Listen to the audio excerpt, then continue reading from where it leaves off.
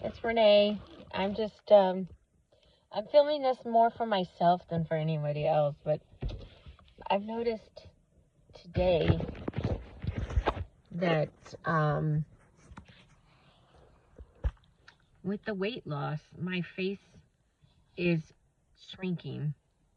And I also noticed the fullness on one side of my face, this side, is not equal to the fullness or lack thereof on this side.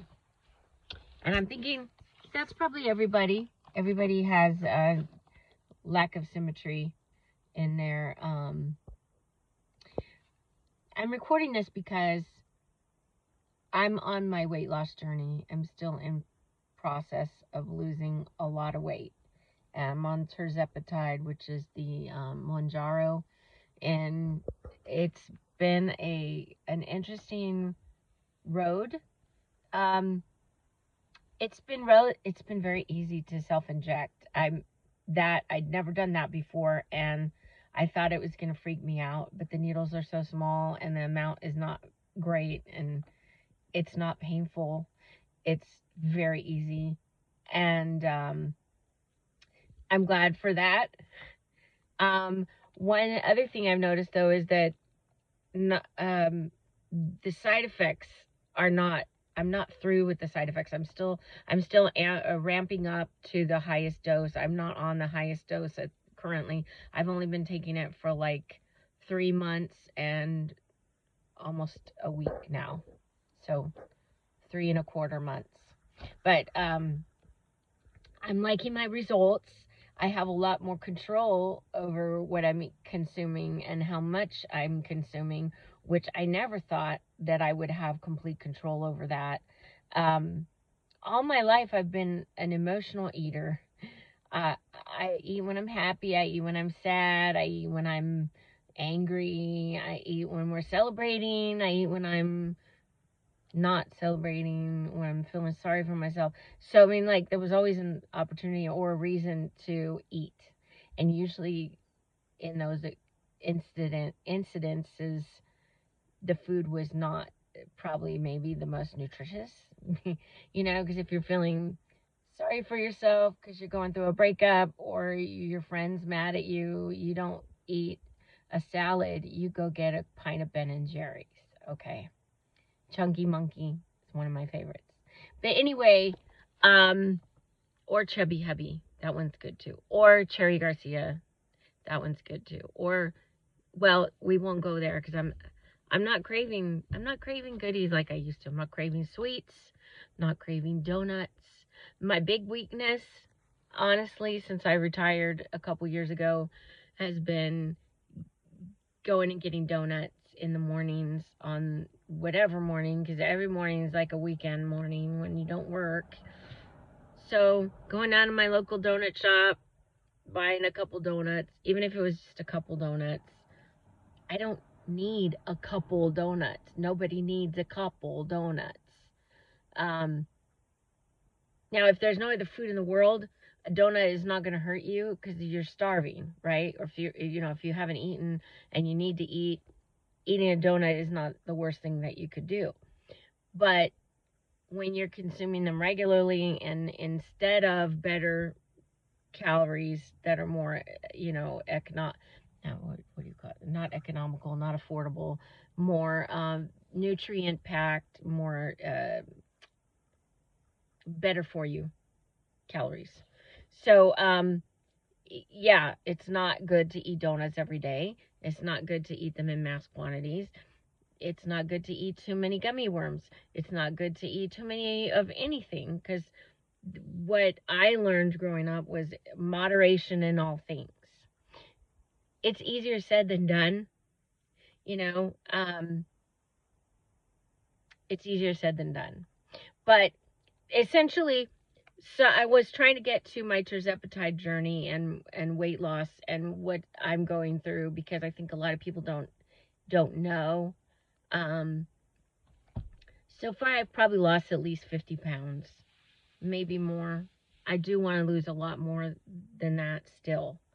But I'm happy as things are going. My only worry is that I'm seeing a lot of like sagging or bagging where I used to be very firm.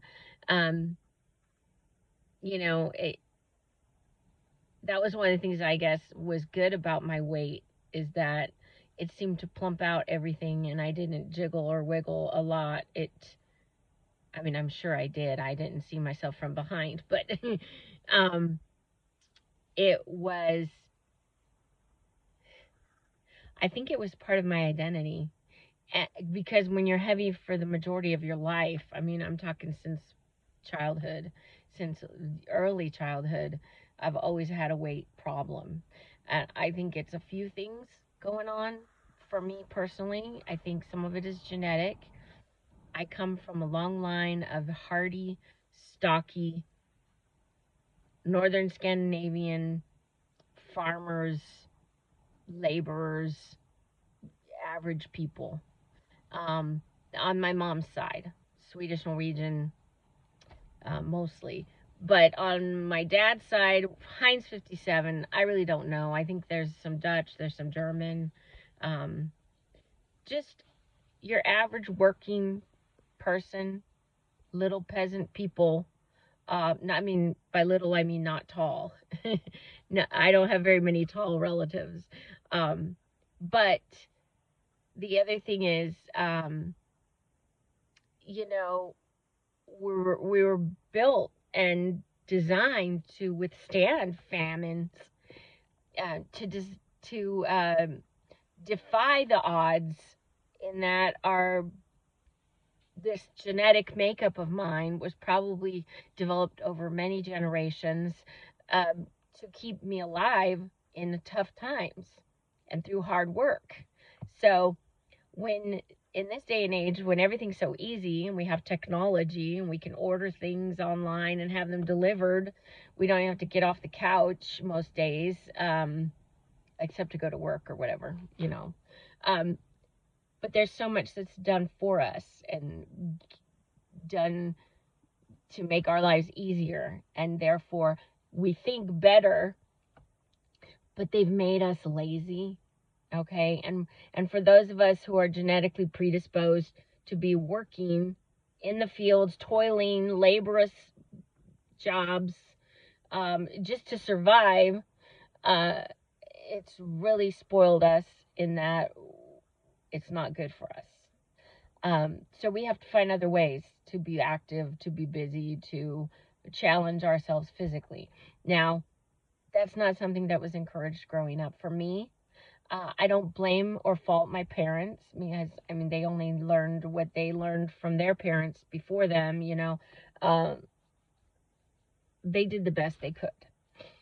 So sports were not really encouraged. They weren't discouraged. And my dad did little league with my brothers, but I guess in early childhood I did some baseball with the Parks and Rec.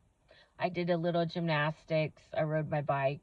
You know, I mean, I wasn't an unfit child. I was just a chubby child.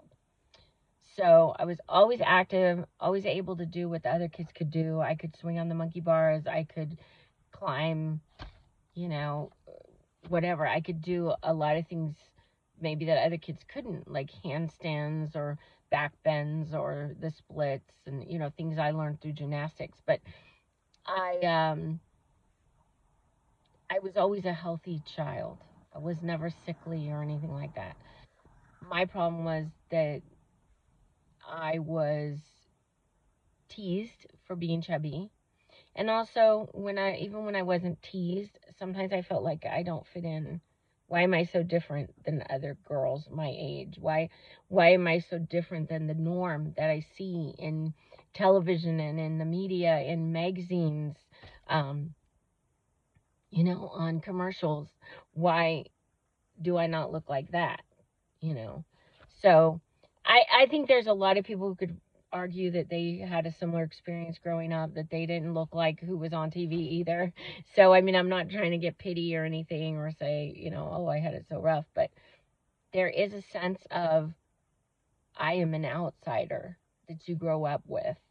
And I, I don't, I'm not faulting people for doing it to me or anything. I think it's just the way things happen society wise. I mean, there's always been peers.